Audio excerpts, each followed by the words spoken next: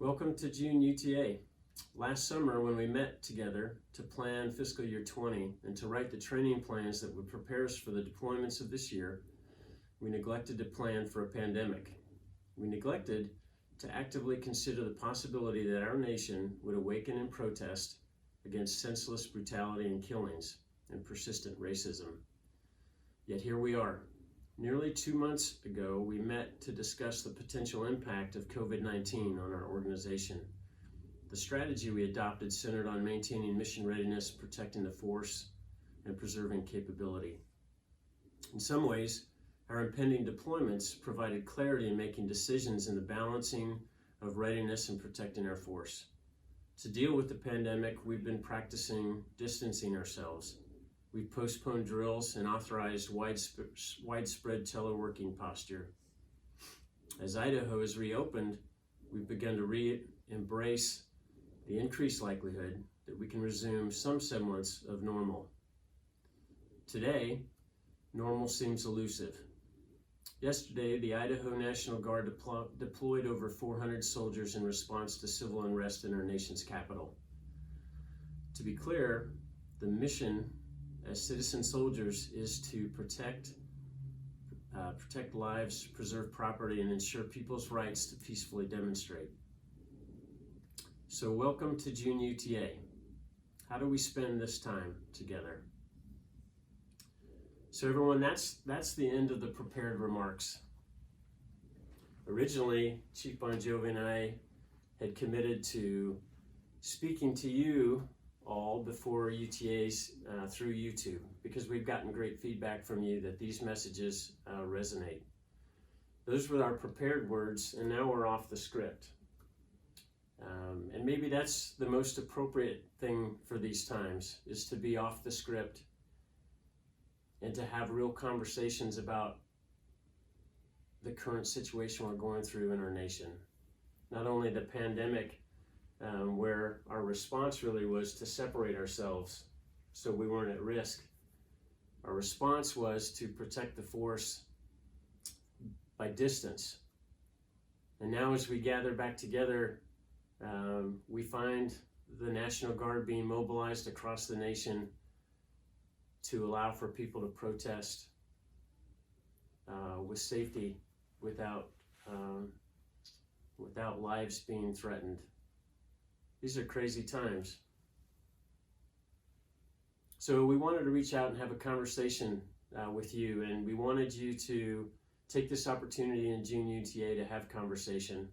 A couple of days ago, Courageous Airmen wrote the command chief and I a letter, and he asked, where is the wing leadership?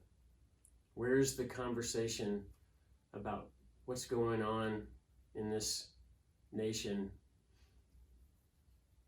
And I think it was a great question. Yes, sir. So, Colonel, I think that this has been really surreal for myself, as the wing command chief, and for a lot of the chiefs in the wing. You know, we, like you said, have had this time where we've had to separate, and now we're all trying to figure out how to make us come back together.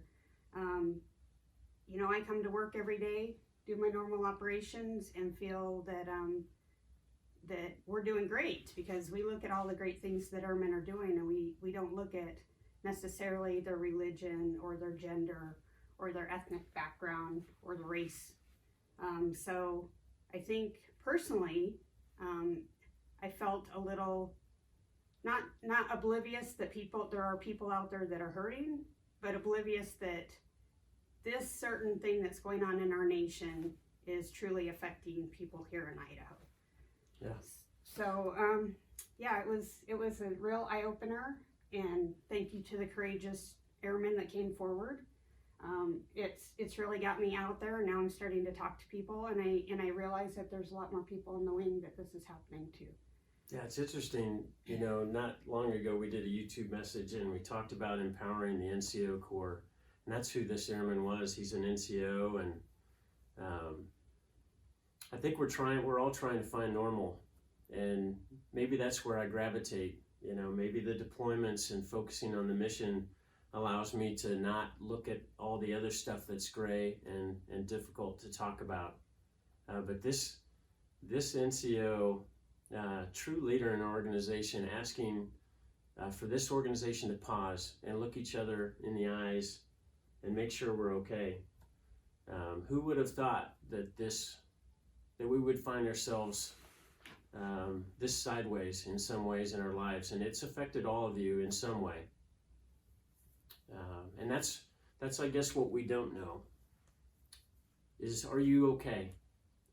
And in this crazy world and all that's going on, maybe all we can offer as leaders in the fighter wing is that you have a place where you can come together in safety. And I think we offer that, but we can't do it in silence. We have to talk to each other, and we have to find some semblance of normal as we try to understand what's going on in the world. And I can't promise, or I'm not even confident to predict the future. And maybe that's okay too. Maybe that's how best we can spend our time as we gather to train together, but also to acknowledge that the future is unknown. And that's part of our strength, is part of the reason you join the Guard is to find some level of camaraderie and a purpose that's bigger than ourselves. But we definitely need to pause. We will continue to be challenged.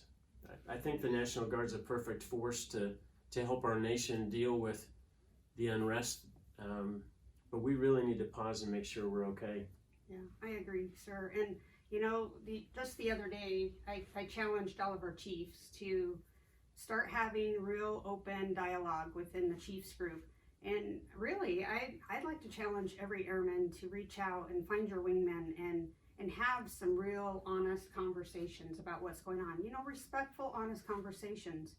And then, remember our core values, and remember our oath, and remember that we're all part of this Guard family.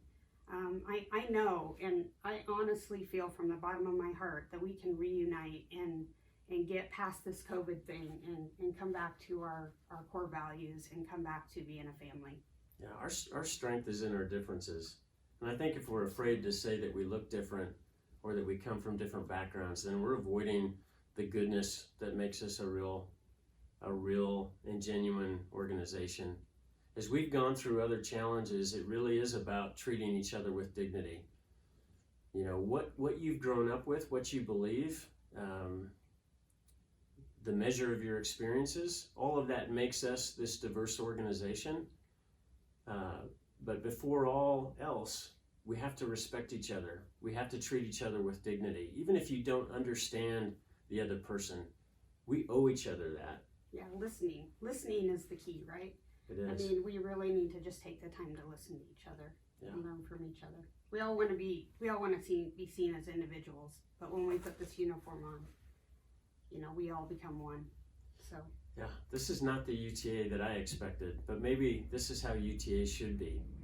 Maybe that NCO that reached out, maybe that's part of what he's saying is we have got to spend time looking each other in the eyeball, seeing each other when we're training. We talk that talk, and I believe we are a strong and vibrant organization, but we can only get better if we actually see each other when we're together training, and we know enough about each other to understand that challenges like this around the nation affect us differently.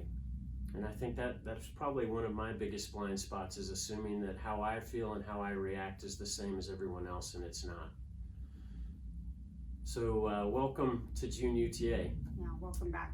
You'll see this YouTube video go out sometime today, and it's Saturday of drill, and we'll see you around this campus, and I hope that we can join in conversation. We welcome it, even if it's a little uncomfortable. It's good to have you all back. Have a good drill. Attack. Attack.